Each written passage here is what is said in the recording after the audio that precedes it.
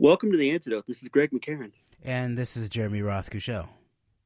For this show, I think we're going to be focusing primarily on a couple of different stories that broke and once again resurfaced in a big way in the past week or so regarding topics related to the resurfacing of important topics related to Donald Trump, all things 2016 election, all things aftermath of that. And those we're going to be revisiting the the case of Michael Flynn, which really I think hit a fever pitch this past week. Stories coming out about Roger Stone and Jerome Corsi having contact with a source in Israel who gave in Roger Stone specifically information that Donald Trump would, quote, lose if we don't get involved. And then also the other story that we were focusing on that's really come back into the spotlight over the last week or so is the case of the mysterious connection between Trump Tower servers and Alpha Bank, and the attempts by seems to really be through a reporter at Tucker Carlson's website, Daily Caller, to just make this all simply a fake news hoax because Steele had been in contact with DNC Clinton operatives. We're going to get into those stories in a few minutes, but I know, Jeremy, we wanted to take a few minutes to start out by addressing I think maybe some of the criticism and some of the responses that we had received to our last show where we discussed COVID-19, at least during the first half of the last show. I'll give you the floor for a couple minutes to talk about if you had any for some of the things that you wanted to point out in response to our last show. Yeah, and I'll keep this minimal because we probably should do a more probably like a long form, an antidote long form, to actually go carefully through scientific analyses, scientific papers about that I would point to that's guided my understanding of what COVID-19 and SARS-CoV-2 and the global pandemic and the 311 version, whatever it is, generation 3 or whatever that we're dealing with. So I'll put most of it aside, but there's a few points here that I think that, okay, for example, David Icke. He's at this point sort of like one of the leading figures in certain aspects of the alt media in guiding the thought process about those who might call it a scamdemic, right? Okay, you could have a plandemic that might suggest that this is under some kind of control or management. It could include aspects of this is a bioweapon. There's an actual virus. It's a bioweapon. It could include any aspect of how it got released, from an accidental release from a Wuhan virology lab to an intentional release by someone else, or China, or some transnational actors of some sort. But there's also the scamdemic approach, which is that basically there is no virus, and that's sort of the road that David Icke, amongst other people, are going.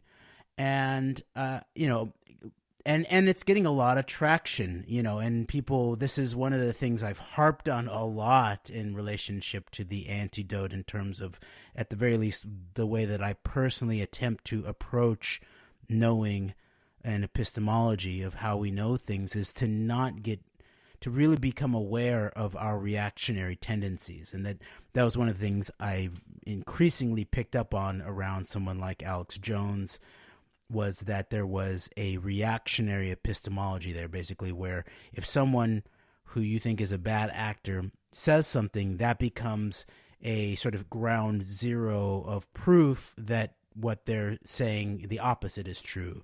Or coincidentally, too, or in a parallel fashion, when something is then suppressed or erased or taken off of YouTube or deplatformed, then that is proof that it's the truth, rather than, or in addition to, that it's something that someone in power doesn't want to be heard. Often that it is an interesting piece of factual evidence, or an indicator that you could use as a piece of understanding.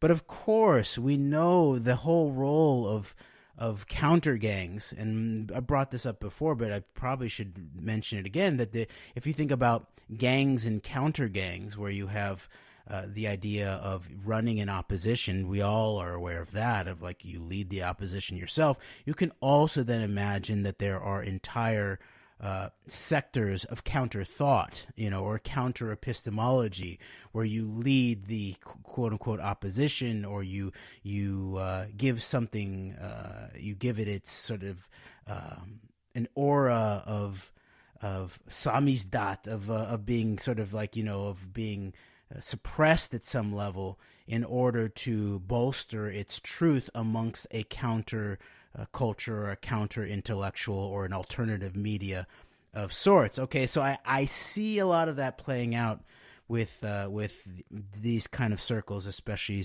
around someone like David Icke. And of course, we dealt with this in relationship to Alex Jones. We did a show about Alex Jones and Julian Assange's characters, about how the necessity of supporting the First Amendment through and through, and all of the principles that are defended by the First Amendment, while also being able to have your critical faculties about being suspicious of certain icons and what they actually are doing and what they're actually representing. So I'd say the same thing applies to someone like David Icke, who's being currently intensely deplatformed right now, and his approach, which is a sort of scamdemic approach. And just to sort of finish up on that, before we have a chance to go long form on that and actually go through scientific articles, I'll link to this too. I would just link people to a Cliff High video from April 13th, 2020, titled "Critical Thinking: David Icke is Wrong!" ! And Cliff High goes through a whole series of things, and I listened. I gave some attempt to listen to what Icke was putting forth around this, and to me it really looks like his whole thing that there's no virus comes down to the meta-analysis of one guy, basically. This guy who Cliff High actually identifies as not actually a doctor or a scientific researcher, but a psychiatrist. And so I'll put all of that aside. That video is interesting, an interesting response, I think. And Cliff High is very fair with David Icke, because he applauds Icke for his contributions. And I would just, last thing with Icke that I would say is I'm suspicious of, Icke just put out this book, The Trigger, which is, very long. It's 800 something pages, and it's all about unpacking 9/11. I'm sure that I haven't read it yet. I need to get my hands on a copy and go through it, but I know there's a lot of data on 9/11. I bet a lot of it's good. There's some poison pills in there too. Who knows?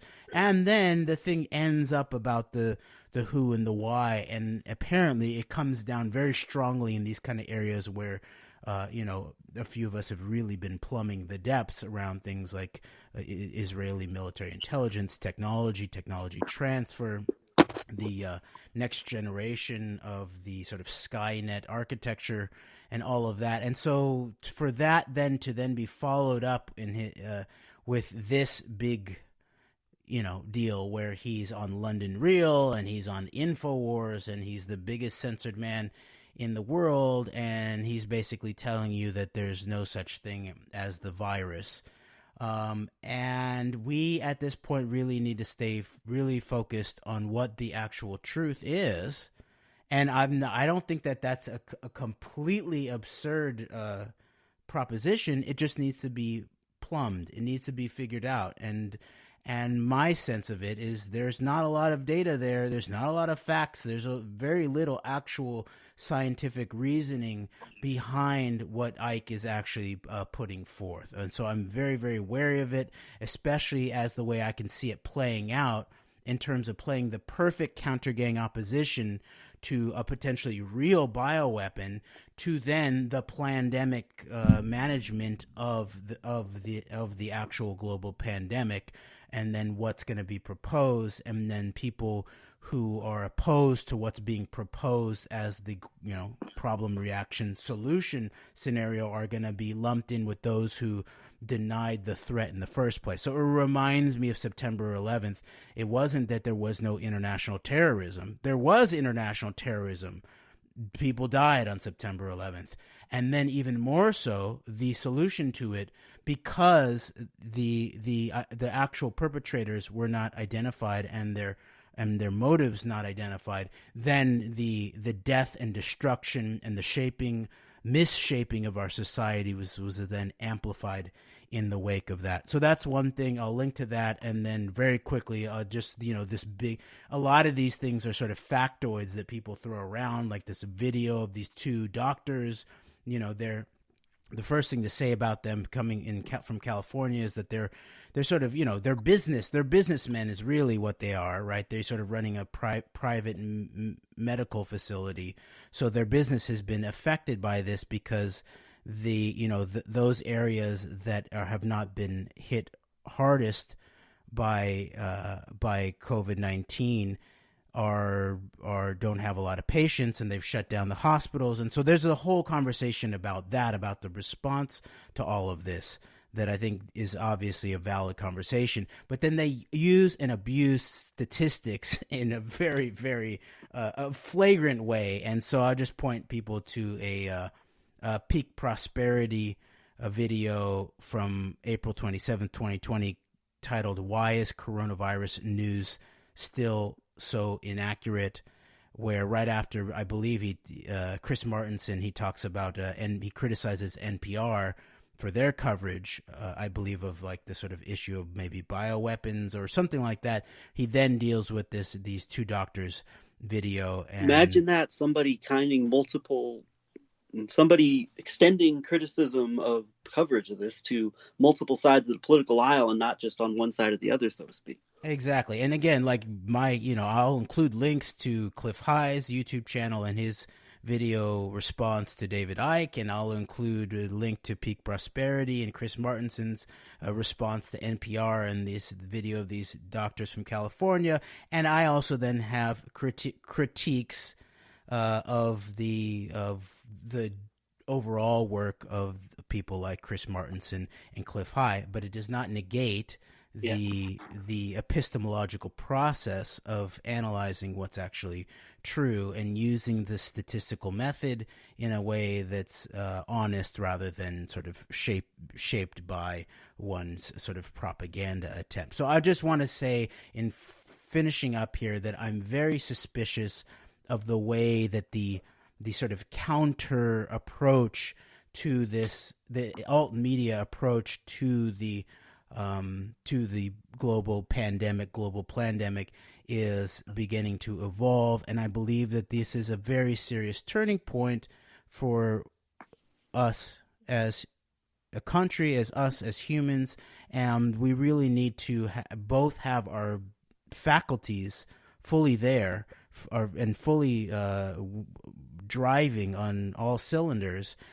And we are going to have to figure out how to lead the way in terms of providing a real alternative vision to what's obviously sort of going to be proposed in terms of an escalation of a totalitarian surveillance, medical, martial law, police, state, society driven by big data and contact tracing and big data analytics and all of that. And we need to propose something much more American and much more human that it respects the sovereignty and dignity of every individual and localizes and distributes power and democratic processes back to as local a level as possible, preferably the individual, and then from there scaled on up to the household and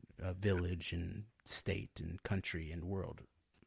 Yes, and in the true spirit of being quick and succinct thoughts, I'm going to just real quick before we get into, eventually we're going to get into a longer form conversation on this. I just wanted to quickly throw in, for me, what you were mentioning there with David Icke, and when you were talking just now, it reminded me of the show we did on Rick Wiles and True News and the Jew coup and the idea of, the Russia thing's just a big hoax designed to get Trump out of office, which in the True News narrative, somehow removing the Christian democratically elected president of the United States would result in the massive bloodletting of millions of Christians, Bolshevik Russia style. And during the course of that show, we talked about a kind of a coming together almost, and in the course of a follow-up show we did on Rick Wiles as well, focused on that. We talked about a coming together and of a strange bedfellows alliance between numerous media ideological bendings and leanings, which all seem to come together to push somewhat differing variations of the same narrative when it comes to Trump and Russia, when it comes to all things Trump in the 2016 election. And I think you're seeing to an extent, a similar kind of thing play out with the COVID-19 coverage, with David Icke being possibly like the extreme of this. And I mean, I'm not going to say that David Icke is pushing the same narrative as the people who are claiming that this was all just a exaggerated, borderline saying it's a hoax, exaggerated to destroy Trump and the economy, because it's not that. But I mean, at some level, though, when you consider the InfoWars factor, there's a lot of playing off of each other on this, and that ultimately, David Icke, by going to InfoWars, and InfoWars being his top platform after London Real was taken off of YouTube, off of Facebook, I believe, it puts him in the same network of operatives who are very much pushing these it's a combination of, it's all an exaggerated scam / hoax to destroy the economy and destroy Trump. It's all China's fault. China did this, and we have to blame China, and China's going to pay. And also this narrative of the kind of pushing this more big business oriented agenda of getting the country reopened so that we could go back to work and save the economy. And a lot of that at higher levels is driven just simply by financial motivations and a lot of big business in addition. So you have these combinations of things playing out. It seems at some level, as far to the extreme as David Icke is, you have a similar kind of thing playing where you have all these varying entities that are playing off of each other, that are ultimately strange bedfellows, kind of pushing different varying analyses, and ultimately seem to be coming to a bigger overall conclusion of the varying narratives that are really being pushed, particularly within like the right-wing sphere right now. A combination of blame China, this is a exaggerated hoax to destroy the economy and destroy the president, and we must get things reopened for business to flow. So it was something we'll get into, I think, in the context of a longer form discussion I think we're hoping to have in the very near future regarding this. Well, thank you for those comments, and I apologize that I ate up a quarter of the show with my comments, and I didn't even get to touch on the question of masks, the question of rights, sovereignty, science, DIY, those kinds of approaches, and so I will put that aside. But I will just remind people to check our links from some of the shows that we've done on that relate to the coronavirus, and I've included things about links to masks and reasoning behind masks, and I'll leave it there for now in terms of, I just know that, like, not wearing a mask is not the hill that I'm going to choose to die on, especially since I think it would have been a wise thing to have been doing it of our own accord, sort of similar to the way that sort of people in the Czech Republic got it going, despite their government officials doing what our government officials did for weeks and weeks, if not months, of gaslighting, us about don't wear masks. And that I think it would be, if you believe that there is a virus and that it's communicative, then it makes sense to wear a mask, even if it doesn't protect you at all, even if it's just about whether the transmission, even if you're asymptomatic, to others. To me, it's sort of like, sure, I don't like wearing pants. I'd rather not have to wear pants all the time out on this in the garden or something like that. But it's this thing that we do, and I think it's that on steroids at this point, and it's not the civil rights hill that I choose either to die on or kill somebody over on. Yeah, indeed, and we talked about the reactionary aspect of that before, where even some of the people who are really raising the fuss about wearing masks in public, they'll go down, the Candace Owens, Turning Point USA type of, we don't want to dress like Muslims out in public, all this and that, and be forced to dress like Muslims. So you have a lot of that type of into it as well. But, we'll get back into this in a longer form show, I think, in the future.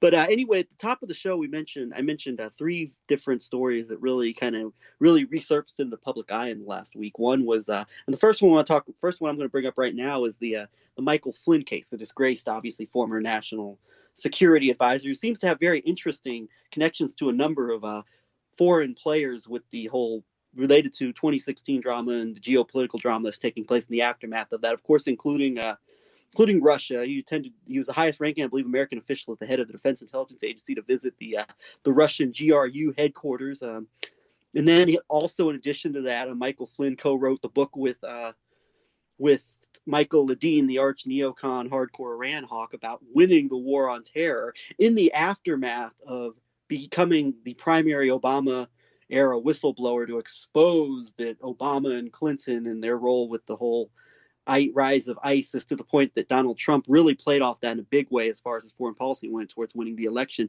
even calling Obama and Clinton the mother and father of ISIS. And then also Michael Flynn's had very interesting connections as well with Turkey, another country who I honestly have still not really completely figured out exactly what the bigger game is going on with Turkey. But obviously Turkey's a center of geopolitical intrigue as it relates to the European Union and being the bridge between Europe and Asia, and a lot of things there. But the Flynn story came back in a big way this week, as a lot of media coverage, particularly within the right-wing pro-Trump sphere. Fox News and other similar types of media outlets have really been taking a victory lap, as they believe that General Flynn's been vindicated because of the way the meanies in the deep state treated him and all this and that. And I don't want to so much get into any type of specifics on what did or did not happen to Flynn as far as the way he was treated within, like, say, the deep state, so to speak. But I'm more or less getting into, once again, what we talked about before, kind of the strange bedfellows that come together in these varying narratives. And something very interesting we found. Do you want to comment real quick before we get into maybe a clip we're going to play? Yeah, very quickly, I would just say that what I'm seeing is the same old, and you go and look this up, look at some of the keywords on Google or whatever search engine you want to use in terms of Flynn, FBI, Russia, and you see a lot of The Hill, and a lot of these kind of narratives that you're talking about, these similar kind of narratives that have been running the entirety of the Trump administration and even back into the campaign, including where this is. I guess it's really hit high gear now because there's talk of Trump pardoning Flynn and even bringing him back into the fold within the administration. So yeah, and we've run down a lot on Flynn, sort of as we did with Eric Prince, and people can go look at some of our archives around that, and we won't be touching on it so much today, but even increasing stories about the NSO group, Unit 8200, Israeli military intelligence, cyber weapons, and then some of the background there. I believe it's called OSY, which is sort of like a parent or a holding company, where over at Forensic News, they've traced down a lot of the background there and how it's operating in the United States. And Flynn was paid as an advisor, and we always brought that up as a key piece to understand that, yes, there's this Flynn-Russia connection, which is very obvious. The whole trip to RT's 10th anniversary gala, the trip to the Russian military intelligence GRU headquarters, his obvious alignment in many ways that a lot of these sort of so-called peace alternative media like to sort of glom onto about. There's also the question of the work Flynn did with Cambridge Analytica and SCL Group as well. True. But I think that what you brought up around sort of Flynn as being the guy who sort of was floated in the mainstream global media as the guy identifying ISIS as a sort of Obama creation, I think that aligns much more with a very Russian Putin-centric strategic avenue of public propaganda than many people in the alternative media would like to have admitted. And then the final thing is that I haven't yet really gone through the documents that have been released, but on the surface of it, what I saw was the way it's being portrayed, that it was basically a full-on setup, like an entrapment. That when the FBI, including people like Peter Strzok, went to interview Flynn, I believe this was during the transition or soon thereafter, actually. I think it was soon thereafter, that they were trying to entrap him. The documents do not show entrapment. They show a consideration of what the goal was in terms of what they knew, apparently probably from U.S. signals intelligence, about Flynn's potential compromise in terms of saying certain things publicly while having actually said something different privately. Okay, so that's what it actually still looks like. It does look like, yes, they were considering what they were trying to approach, what they were going to do with it legally, but it does not rise to what you would actually call entrapment, which is where someone actually the government or a government agent actually, will, which is what they often do in relationship to a lot of the terrorist suspects in the post 9/11 era, where they actually manufacture the originating crime at some level. In this case, no, there was already a counterintelligence apparent crime going on, or a suspected activity going on, as we now know, even increasingly as we turn to the question of Roger Stone and how the warrants were issued on Roger Stone, and how much information there was about basically hardcore foreign government interference in the elections that included high-level Israeli government officials, apparently, on up to the PM, maybe, Prime Minister Netanyahu, i.e., as I asked Michael Glassner at the Dole Institute during the transition in 2016, is this a Netanyahu operation?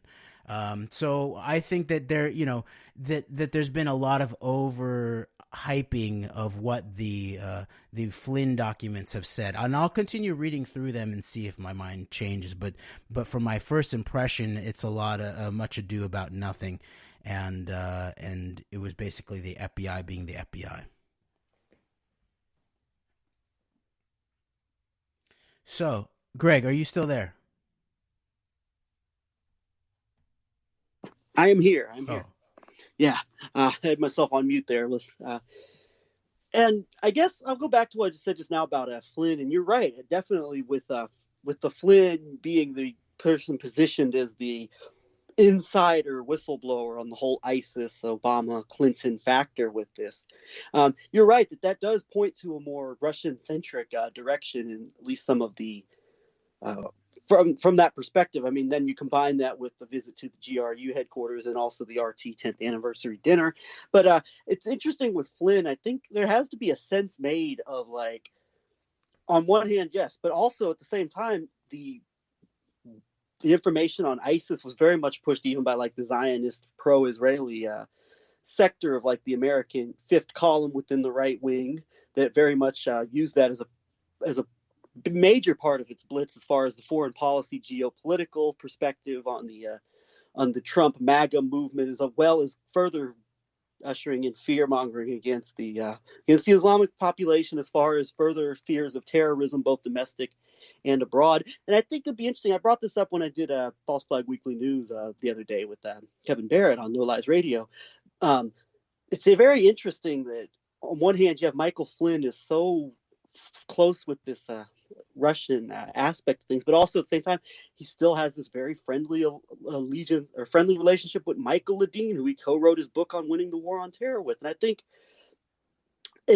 think we've made some sense out of like trying to figure out the commonality of like the friendliness of these relationships and how they ultimately work off together. But Flynn is one of the things that brings everybody, it seems like, within like the MAGA sphere together, from the heavily Israeli Zionist centric aspect of it to the traditional conservative, I think even like non-interventionist type. We see Michael Flynn as a key to better relations with Russia. And then obviously you have the Russian alt media element, which isn't all pro-Trump, but it's very much protective of the whole Trump-Russia narrative. And then even like the more fringe QAnon types, they all come together on Michael Flynn as this, if not a great all-out hero, then at the very least a persecuted great patriot. And when I was going to get into another example, what we talked about is a strange Bedfellows. And I had sent you a clip of Alan Dershowitz on Sean Spicer's program on Newsmax TV,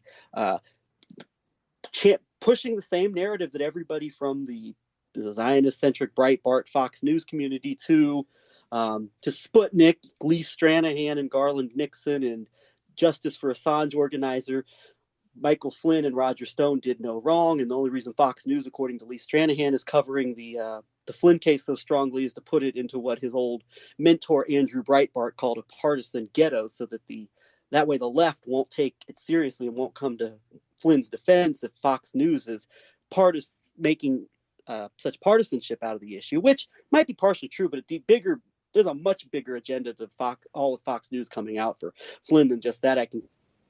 But interestingly enough, Dershowitz, the Israeli partisan who you grilled on C-SPAN, he made a big deal of bringing up the idea that Israel and Russia are enemies. Yet when it comes to Dershowitz, who is seen as one of the most hardcore, I think, American agents of Israel within the U.S. establishment, I certainly would think that, and Russian state media via Sputnik coming to the exact same conclusion on Michael Flynn, I find that to be very interesting, to say the least. Very much so, and maybe we'll get to that clip of Alan Dershowitz with a special attention to what he prickled at so intensely, which was the allegation about Russian and Israeli cooperation, not my allegation or my implication that Alan Dershowitz himself was operating on behalf of basically foreign governments, and that he was basically, the implication was that I was accusing him of being some kind of spook or traitor of some sort, but he was most angry that I was asserting that there was a Russian-Israeli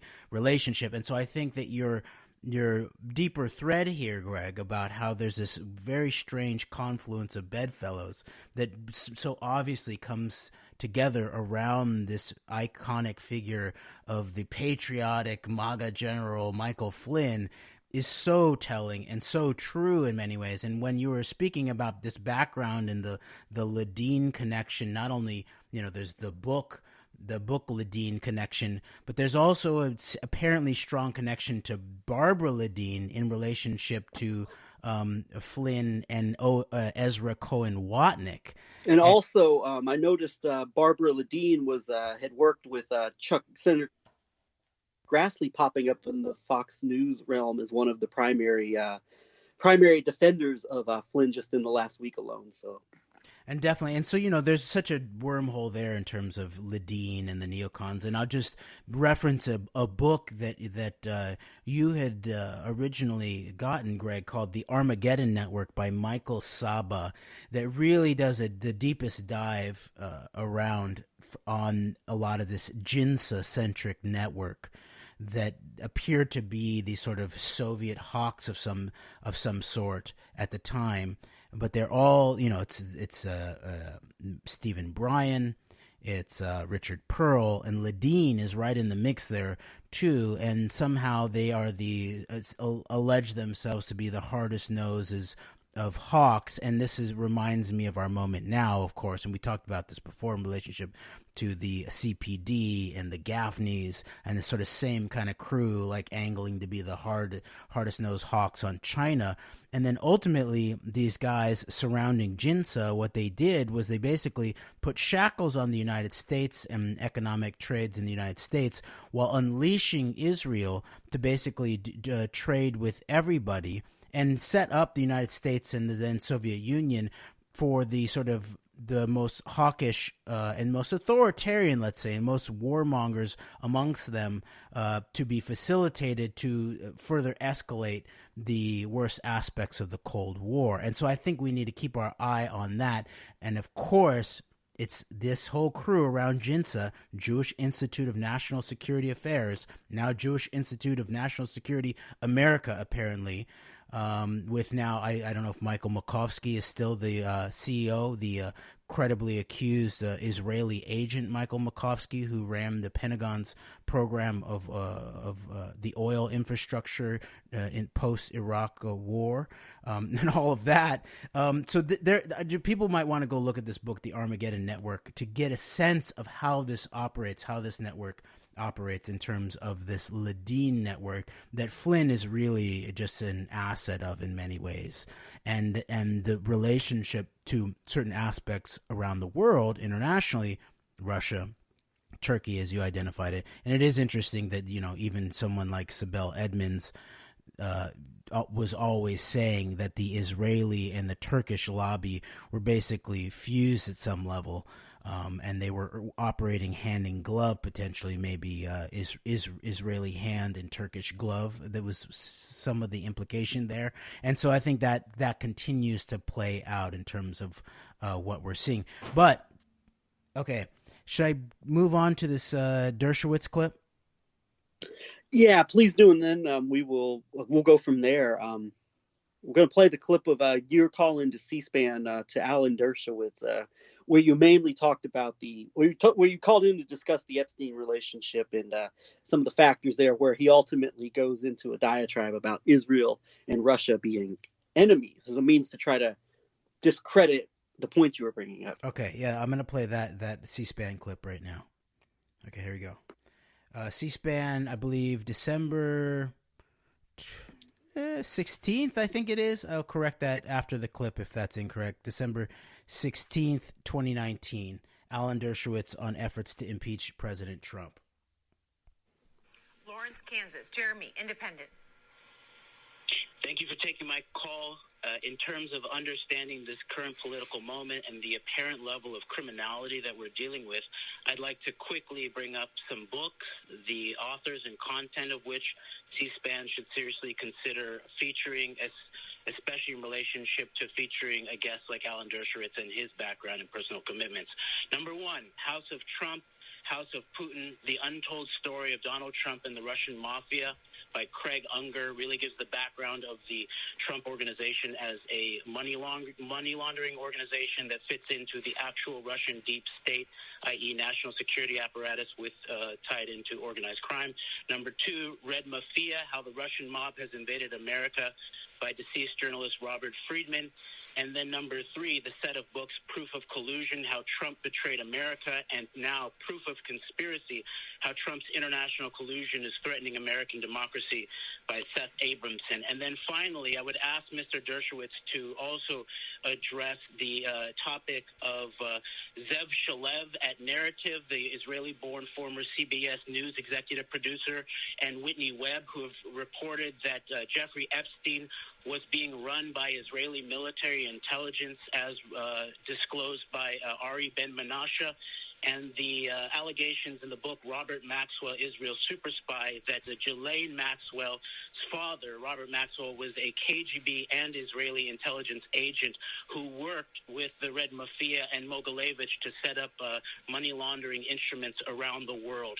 So, Mr. Dershowitz, your background in defending Pollard and then Epstein suggests that you might be an agent of a Russian-Israeli axis. So I would ask you to address that from a Jewish American patriot of conscience perspective. That's me. Okay. I mean, that's just paranoid drivel. The fact that I'm a Russian agent and I'm an Israeli agent, I'm an independent person. I represented Jonathan Pollard because I thought his sentence was way, way excessive. And the idea that Russia and Israel combined together, they're basically enemies. I mean, Russia supports Syria. Russia supports Iran. Russia supports indirectly Hezbollah, people who are dedicated to the complete destruction of Israel. Russia votes against Israel at the United Nations on almost every occasion. I'm very proud of my career as a criminal defense lawyer. I have defended some of the most controversial people in history. I think of myself in the tradition of John Adams, who represented the Boston Massacre soldiers who were accused. I think of myself in the tradition of so many other defense lawyers throughout history who have endured criticism for defending the most unpopular people of their age and generation. I'm 81 years old. I hope to continue to defend people you don't like and people who most Americans don't like, because the need for a defense attorney to stand up to excesses of the prosecution and paranoid excesses of the kind you've expressed in your views about Epstein working for the Mossad. What intelligence agency would trust Jeffrey Epstein to work for them? It's not funny. These are just allegations that are being thrown out there. There's no truth whatsoever to any of them, and certainly no truth to any claim that I have ever been an agent for any foreign country. I'm a loyal, patriotic American. My grandparents came here to get away from the oppressions of Eastern Europe. We love America. We're patriotic, and I'm going to continue to do what I think the American Constitution demands of me: defend people who are accused, wrongly or rightly, of serious matters.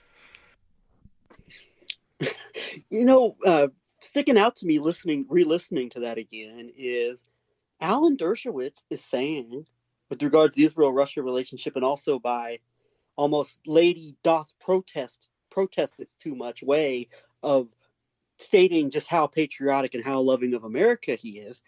It's the same thing that a lot of these people who are very partisan to Russia will say about the Israel relationship, that it's BS that Putin and Russia would have any type of relationship because it's their enemies. Russia supports the enemies of Israel and Zionist. He's saying the exact same thing, just in an Israeli-centric way that a lot of these alt-right people and a lot of anti-Zionists in general will portray from a more Russian partisan perspective.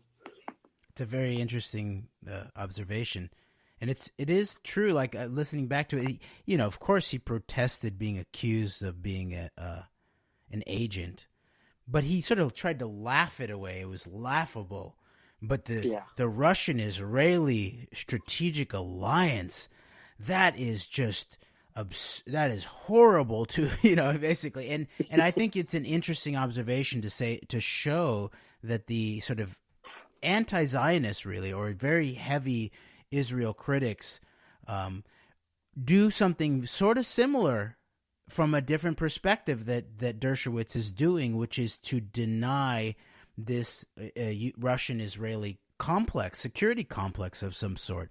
And of course, the problem is that you then just have to dig one level deeper into the construct, potentially, of strategies of tension, of gangs and counter-gangs. And of course, in the Cold War, the United States and Israel, they're the allies, right? That was James Angleton, the head of counterintelligence and the head of the Israel desk. And if he was operating in good faith, he thought that the Israelis, could use them as a bulwark against the Soviets, while also making sure that they were teamed up with the United States rather than teamed up with the Soviets. But meanwhile, you have to then factor in a question of a larger term, something like an Operation SIG, and the Soviet management of the opposition to Israel in a way that that just furthered the strategy of tension. And both sides, in terms of what I believe is a synthetically constructed Cold War, the West and the East, or the U.S. and the Soviets, elements of both decided to bolster the strategy of tension, while Israel remained this very, very interesting and apparently effective lever, or a middle point where a lot of policy swung around. So it makes you then consider the question of, okay, if Russia supported Assad, putting aside that, Netanyahu said he could live with Assad, right? And there's that whole question of the clean break doctrine. Also, the chief rabbi of Russia, close Putin aide, Burel Lazar, saying basically that Syria was better off with Assad. So, and yes, and it was the text was plain. Chabad rabbi, and Chabad, of course, tying Russia and Israel and a lot of this global bigger picture, I think, together in a very interesting way. But go ahead. No, that's an important point too, in terms of the predominance of the Chabad movement in relationship, especially to Russia, and that in the United States here, there's the Jewish community. There's a very sort of balanced mix in many ways in terms of the different kinds Jews in the United States in terms of religious backgrounds, conservative, reform, Orthodox. And Chabad obviously is a very strong component, an increasingly strong component. Go even look at the background of what we dug up about someone like Lutnick, I believe, right? Howard Lutnick, and running out of Chabad on Long Island. A lot has been made of Felix Sater running out of Chabad, Port Washington. And, of course, probably the most prominent Chabad person in the whole Trump picture would, of course, be the son-in-law, Jared Kushner. And, of course, Kushner has long been identified, I think rightly so, by a large portion of the anti-Zionist alt media as being an agent of Israel in some capacity. But I think a deeper look at Kushner will find some very interesting connections and make him much closer also to the Russian aspect of this than meets the eye. And, of course, Chabad would be a crucial factor in that. So that'll be for another time, maybe a deeper dive into Kushner, but Kushner being the most prominent of all like the Chabad people within the Trump picture right now. That's key. And at some point I had identified that Chabad was basically the global military intelligence wing of the sort of global Jewish deep state at some level. And so if you're going to have back channels that were transnational between someone like the son-in-law of the president of the United States and the highest levels of the Russian government, the Chabadnik son-in-law would probably be a very interesting channel to explore. And then meanwhile, we also didn't we dig up that a guy identified as Ezra Cohen, who was obviously Ezra Cohen Watnick, had been involved in the Chabad house and the generation of the Chabad house at the University of Pennsylvania, I think. Interestingly enough, the school that both Donald Trump and his childhood friend Ronald Lauder both at least graduated from the business school. Yes, we did. We did, of course, dig that up. And once again, obviously, when you're talking Michael Flynn, you got to talk about Ezra Cohen Watnick. So, but yeah. And then just the final thought in terms of that, the reason I was referencing the difference between Chabad's prevalence in the United States versus Russia is that in Russia, it's highly prevalent in terms it dominates Jewish life in Russia, and it definitely dominates Jewish political power. And there's that very interesting video of the guy that I think that Adam Green and Whitney Webb had featured, of basically disclosing the strong role, calling it 98% of the Jewish life in Russia coming down to Chabad, and the overt economic and political power that the Chabad network exerts in Russia. Indeed, and that video was very very instructive, and thanks to Adam Green for digging that video up. And it might explain, how Kushner on one hand can, how Benjamin Netanyahu can sleep in Jared Kushner's childhood bed, and then at the same time Jared Kushner can turn around and have a solid, somewhat close relationship with the head of the Center for the National Interest, Dimitri Simes, and of course Henry Kissinger being an important player in all of that intrigue, as well as we've discussed on previous shows, and I'm sure no doubt we will go back to in the future. But to finish off the Flynn portion of this program, we will provide links in the show notes to the Alan Dershowitz interview in question on Newsmax TV with Sean Spicer. And you can find a lot of Dershowitz interviews over the last couple of years defending Flynn. And then also I will add the clip that I referred to. I'll find the specific portion of the Sputnik Fault Lines program where Lee Stranahan described Fox News' defense of Flynn as putting the issue into a, quote, partisan ghetto, as Andrew Breitbart taught him to do, in terms of making an issue partisan so the other side doesn't come to defend Flynn. So I'll post those clips, and it's just another example of the strange Bedfellows kind of coming around to the narrative that Michael Flynn is just a persecuted patriot who did nothing wrong and is being unfairly persecuted by the tyrants in the deep state, the Obama-Clinton holdovers. So yes, definitely. Okay. And now we mentioned also at the top of the show another story that really broke at the beginning of the week, or in this past week, was new revelations regarding Roger Stone. And for the sake of time, I'm not going to go too in depth into the new details. I did a 2-hour live stream with Adam Green regarding this, where we got a lot of stuff that we've reiterated previously regarding Roger Stone and Jerome Corsi and their various connections, as well as other people. But for those who aren't aware, there were a trove of redacted documents that came out, which specifically cited Roger Stone as being in communication with someone from Jerusalem who's purportedly speaking on behalf of the Israeli government, it seems, saying that if we don't interfere, if we don't get involved, Trump is going to lose the 2016 election. And I think this is a new layer on top of all the intrigue surrounding Roger Stone and Jerome Corsi and the information regarding WikiLeaks and Assange. And also, I think, and this might be something else to go back into a deep dive on, I think, in the future, it brings up a lot of talk about the October surprise that Roger Stone kept alluding to. It'll soon be Podesta's time in the barrel, things like that. And then, of course, what we saw happen in October, where a number of interesting things happened. You had the Clinton accusers show up at the presidential debate, according to Steve Bannon. That was the brainchild of Aaron Klein, the head of Breitbart Jerusalem. And then you also had, of course, in the days leading up to the election, the real October surprise, which was the mass leaking of documents related to the Wiener laptop and the roles of Rudy Giuliani and Eric Prince, among others, in pushing leading the way from a propaganda perspective for that. So real quick, I think just to summarize this real quick, this is another layer, I think, that brings an openly Israeli aspect into a lot of what we've been talking about before, where we could see a strong Israeli hand in the events of October 2016. But even before that, and it also raises more questions that I think we've yet to quite figure out about tying this together with all of the intrigue surrounding Roger Stone and Guccifer 2.0 and Julian Assange and WikiLeaks. So.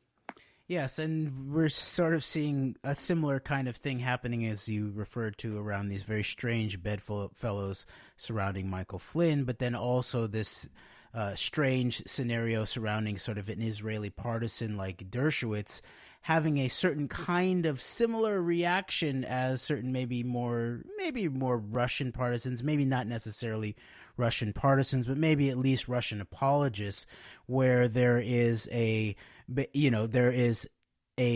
sort of like a complete embrace of the Israeli aspect of this by aspects of the alternative media, while very quickly saying, see, we told you Russiagate was a nothing burger and it really was only Israelgate the whole time. And no, this actually then basically just suggests that Israel were the sort of the fixed point, the heavy hitters, you might say, in this fixed point global conspiracy, a global collusion scenario of the 11/9/2016 selection campaign operation, the Trump, choose Trump to pump and dump the Trump operation, as we're beginning to really see it, I think, clearly. And so it basically just fills in some more dots that we already really had a good big picture of. But this is crucial information, and this really connects it to the Israeli government at the highest levels, and it really confirms a lot of these sort of very, these were breadcrumbs that some of us kept our eye on in terms of things like Roger Stone, this relationship of Roger Stone to these Israeli networks, the Wayne Madsen article on InfoWars about the GOP and Israelis running honeypot operations. Roger Stone being the highest profile long-term GOP operative who had a close relationship with Roy Cohn as well. And then when we noticed also that Jerome Corsi was on air when he was making his way from sort of the long-term WorldNet Daily guest of InfoWars and Alex Jones, CNP, John Birch Society, Joseph Farah, WorldNet Daily, that whole crew, and he was featured many times on InfoWars airwaves, even through like the Obama elections against Romney and all of that. But then even then, into his official relationship with InfoWars, where even in these documents that have been released, it identifies Corsi as the DC bureau chief of InfoWars Wars or something like that's misspelled. But at this time we were noticing that Jerome Corsi was saying things like, I'm going to announce it. I'm in conversation. I'm getting text messages right now from levels, the highest levels of Israeli intelligence. And then he would say things above Israeli intelligence.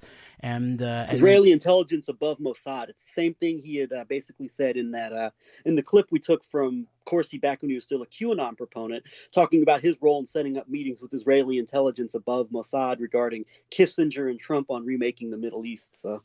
Exactly. And, and so we have hypothesized that is the mega group some kind of transnational structure of the sort of these Jewish Zionist oligarchs that sit transnationally in terms of what Whitney Webbs has titled a binational security state apparatus, U.S., Israel.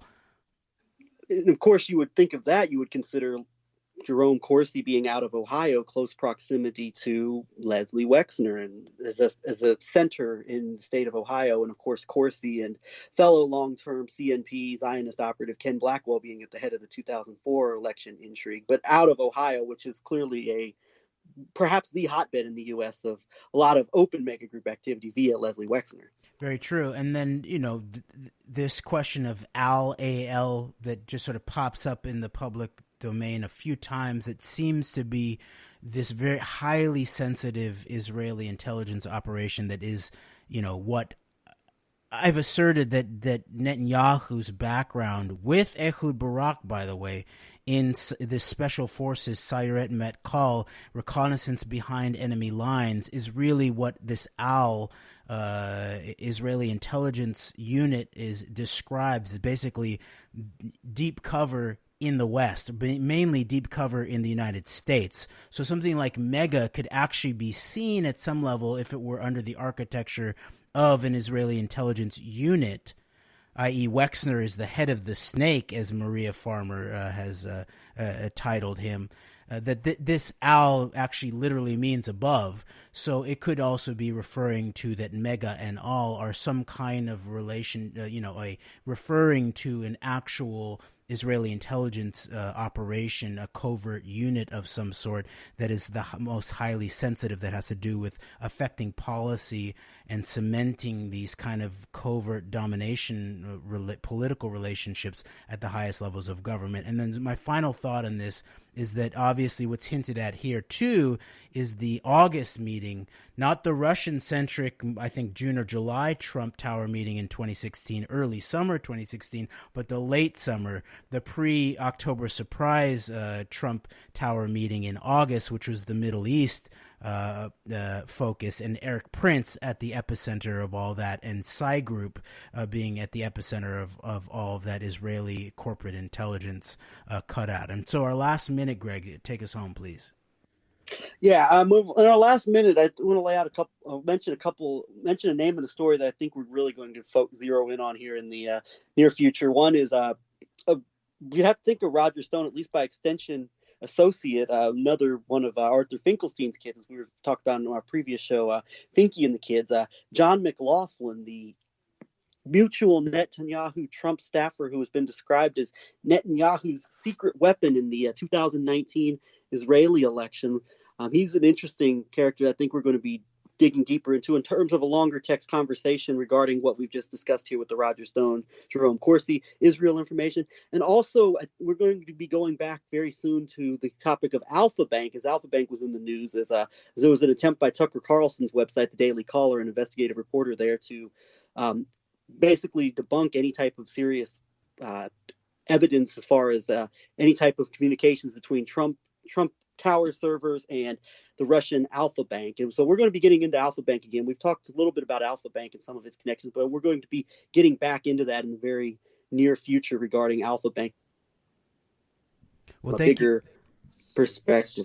Thank you so much for getting those threads back on the table. And so until next week, Antidote, we out.